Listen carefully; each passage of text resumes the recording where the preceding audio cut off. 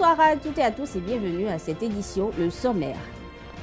La Confédération syndicale des travailleurs du Bénin prend date avec les travailleurs pour une nouvelle marche de protestation fixée au 22 mai prochain. C'est une marche contre la cherté de la vie.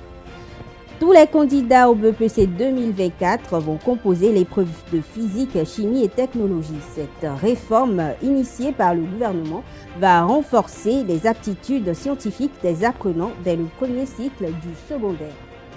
Au Tchad, l'opposition conteste les résultats de la présidentielle devant le Conseil constitutionnel.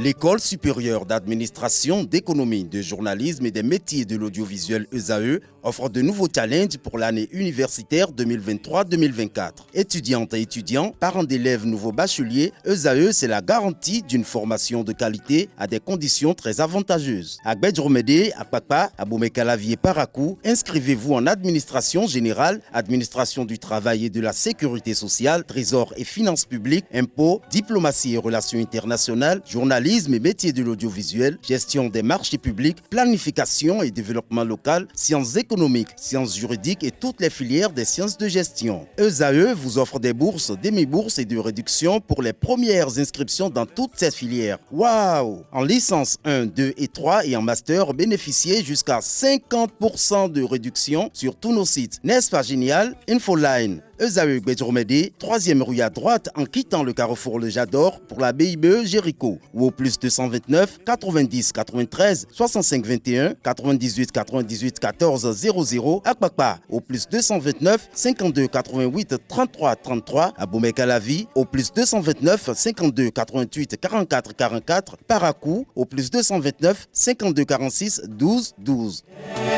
ESAE, l'excellence à un nom.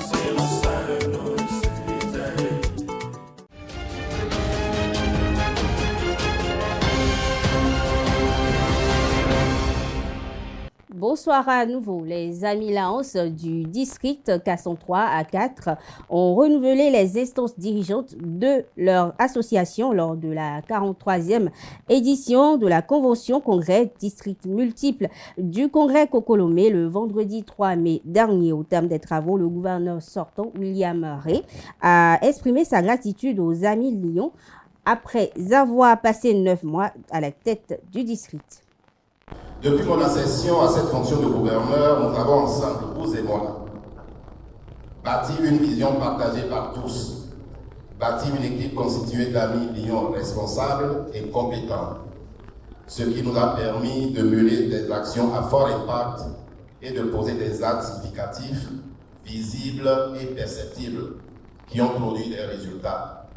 Enrichi par la devise de la présidente internationale, Parti Dr Parti-Il, Change the world, changer le monde, je m'étais senti suffisamment préparé et outillé du retour de la formation des gouverneurs élus de district organisé à Boston en juillet 2023 pour prendre les rênes de notre district K103-4 et avec l'ensemble de mes amis Lyon et Léo, servir avec foi pour nous accomplir.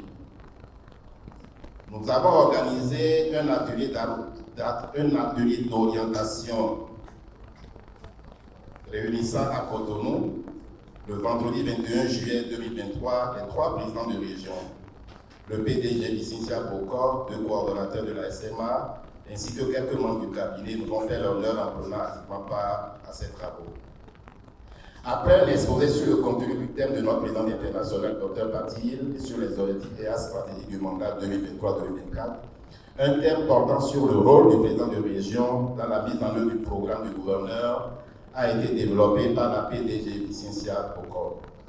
À la suite de cet atelier, chaque président de région, conformément à sa lettre de mission, a transmis au gouverneur son programme d'activité élaboré sur la base des axes stratégiques du mandat définis par le gouverneur. L'ancien président du Bénin, Nicéphore Soglo, a été empêché dimanche dernier de voir Rekia Madougou à la prison de Missérété.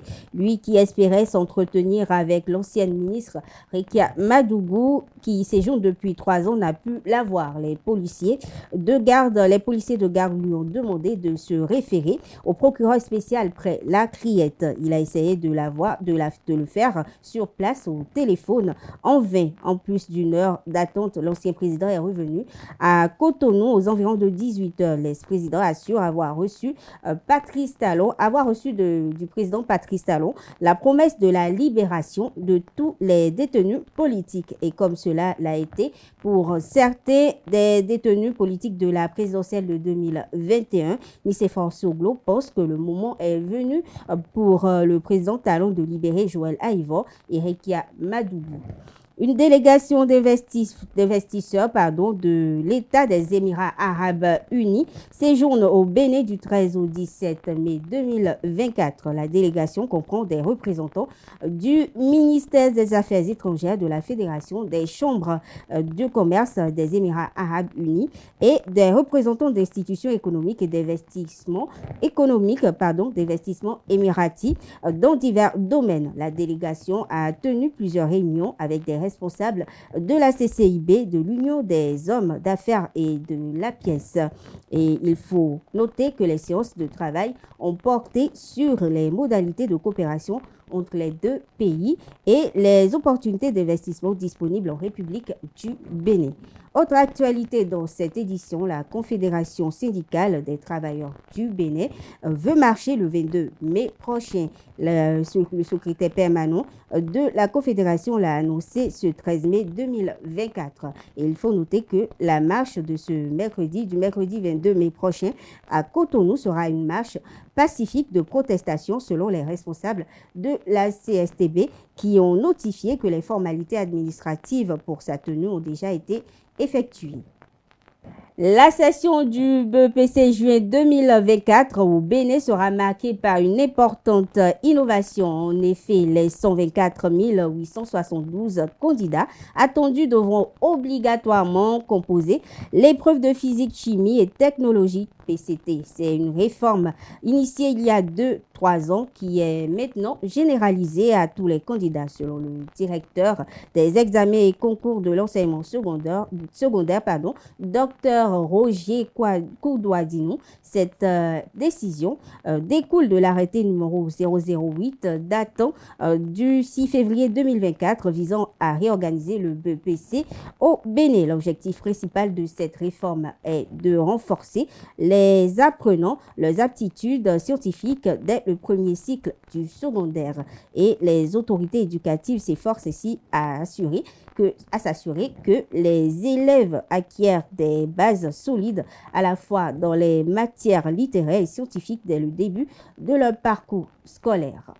Les anciennes élèves du lycée Ronfond d'Abomey, regroupés sous le vocable Femmes Fierté Enfants, ont tenu le 11 mai dernier à Cotonou leur assemblée générale ordinaire 2024. Servant de retrouvailles entre les membres, ces assises leur ont permis de prendre des résolutions pour la bonne marche de l'association. Le reportage est signé la Nice. Le lycée Oufond d'Abomey les a réunis un jour, le temps de leurs études scolaires. Elles se sont unies pour toujours. Regroupées au sein de l'association Femmes Fierté Oufond, ces anciennes lycéennes se remémorent les belles années passées sur les bancs. Vous voyez comment c'est animé. Vous voyez les va-et-vient des jeunes filles comme nous on était avant au lycée Oufond d'Abomey. Plus d'un demi-siècle après leur passage dans cet établissement, l'enthousiasme, les blagues, les taquineries et les causeries restent vivaces. Le buffet leur rappelle le réfectoire de l'école. Quand nous nous retrouvons comme ça, et en mangeant, en faisant notre petite pagaille là autour de la table là, je prends une pomme, je prends ci, avec tout ce que nous faisons, ça nous rappelle encore ce que nous étions dans le bon vieux temps. Et nous souhaiterions rester tels que nous étions. Vive les filles du lycée Oufond d'Abomey. Les femmes Fierté Oufond ne se réjouissent pas seulement à cette occasion. Elles se penchent également sur le fonctionnement de leur association. La plus grande décision a été même le montant de la cotisation. on a fini par s'entendre sur le montant qui reste 2000 francs pour nous permettre de faire non seulement des sorties récréatives, mais aussi de pouvoir mener des activités.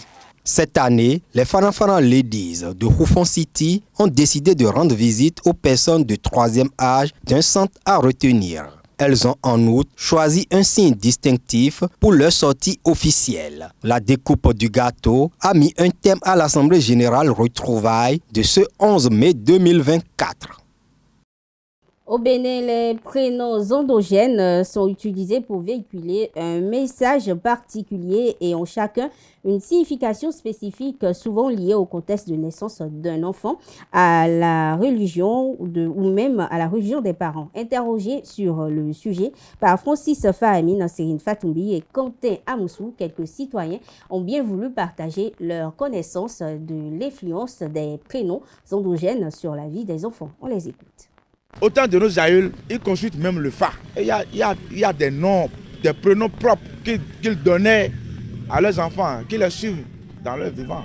Mais aujourd'hui, ce sont les Blancs là qui nous ont trahis. Aujourd'hui, la télévision nous trompe. Quand on voit les feuilletons des Blancs dans la télé, on prend les noms là pour donner à nos enfants. Alors que, par exemple, on dit Chakala, par exemple. Lui, il a fait des choses comme sataniques.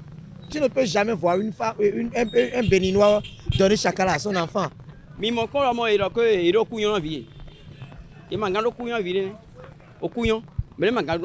Par exemple, moi personnellement, lorsque vous donnez à votre enfant le prénom Victoire et que vous êtes croyant, ça peut avoir un impact positif sur la vie de l'enfant. Mais lorsque vous dites Aovi à votre enfant, et vous ne croyez pas, vous n'avez pas de croyant, ça peut impacter, l'enfant va être quoi. Moi par exemple, je m'appelle Yacoubou. C'est les chrétiens, on appelle ça Jacob. Moi là, le nom là, je remplis le rôle. Parce que, quels qu'en soient les combats, ou bien mon combat avec quelqu'un, quel qu'en soit, c'est moi qui finis toujours par remporter.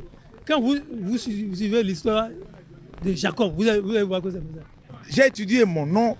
Quand je suis allé chercher le nom dans le dictionnaire, j'ai vu que ce nom martial là, ça veut dire celui qui aime la guerre. Et je me suis dit, c'est pourquoi je suis violent comme ça.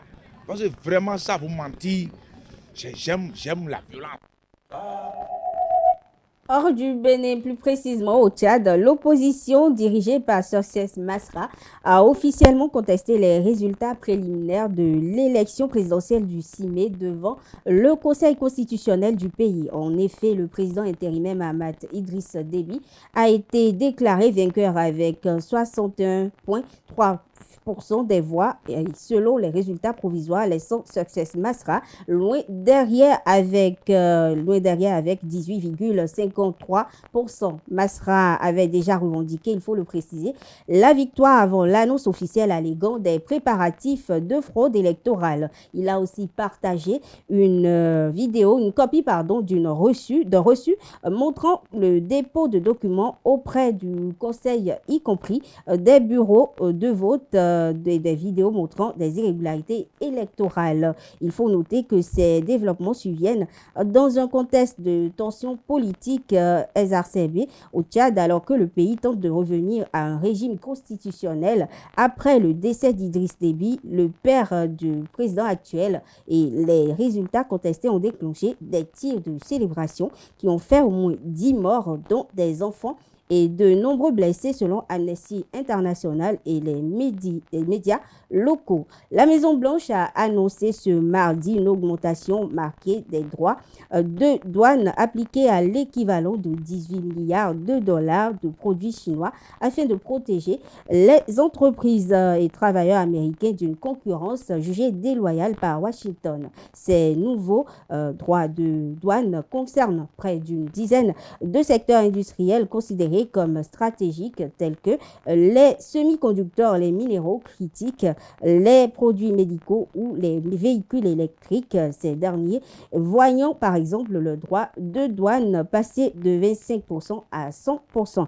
Terminons cette page inter par le président russe Vladimir Poutine qui va se rendre en Chine cette semaine. Le ministère chinois des Affaires étrangères l'a annoncé ce mardi sur invitation et il a fait savoir que c'est sur invitation du président Xi Jinping. Et selon la porte-parole du ministère Hua Chunying, cette visite aura lieu du 16 au 17 mai 2024. Mesdames, Messieurs, c'est sur cette note que l'on fait cette édition. Merci de l'avoir suivi. Bonne soirée à toutes et à tous. C'est ainsi que prend fin cette édition. Merci pour votre attention. Agréable soirée à tout un chacun.